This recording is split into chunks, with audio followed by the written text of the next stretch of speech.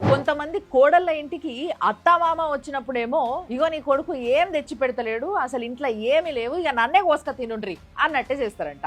అదే ఆ కోడల వల్ల అమ్మ నాన్న ఇంటికి వచ్చినప్పుడు మాత్రము ఉన్నే లేని అన్ని దోష పెడతారంట. అట్లనే ఉంది రేవంత్ అన్న కథ. రోడ్లు ఏంటి సార్ అని అంటే డాంబార్కి కూడా పైసలు లేవు అని అంటాడు. ఇవాళ చిన్న చిన్న గ్రామాలకు రోడ్లు వేయాలంటే అనా పైస లేదు, పాత రోడ్ల మీద డాంబర్ వేద్దామంటే కూడా రూపాయి లేదు.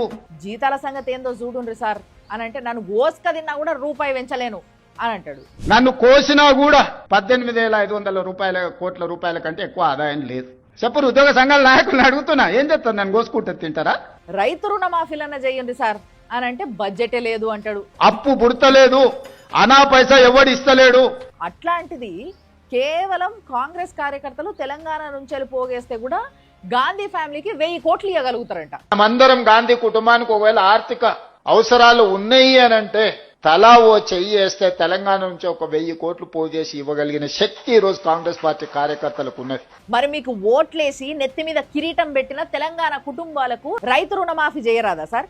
రోడ్లు వేయరాదా? జీతాలు పెంచరాదా సార్? ఢిల్లీలో ఉన్న కుటుంబాన్ని ఇట్లా శివగామి లెక్క చేయి మీద ఎత్తి కాపాడతా అన్నట్టు చేస్తున్నారు కానీ ఈడ నాగర్ కర్నూల్లా 2 నెలల సంటి బిడ్డని, చాకలి బిడ్డని తొక్కి చంపేశారు మీ కాంగ్రెస్ వాళ్ళు. సరే రైతుల ఆత్మహత్యలు, ఇట్లా సంటి బిడ్డల్ని కాలు కిందేసి తొక్కి చంపేసుడు, ఇలాంటివన్నీ ఎందుకు? మీ కాన్వాయిలు కనిపించగానే మొత్తం తెలంగాణ ప్రజలందరినీ రోడ్ల మీద ఇట్లా వండుకోమంటాం అడ్డంగా, అలా మీదకి వెళ్ళి ఓన్రి కాన్వాయిలు తీసుకుపోండ్రి, దొరల పాలన గుర్తుకు తీసుకురండ్రి, ఢిల్లీకి గులాం కొట్టుండ్రి, దళిత లీడర్లనేమో కింద ఊసబెట్టుండ్రి, బీసీ బిడ్డలనేమో చంపేయండ్రి, ఆ శవాల మీదకి మొత్తం చిల్లర ఏరకపోయి ఢిల్లీలో ఆ కుటుంబానికి ఇయ్యండ్రి.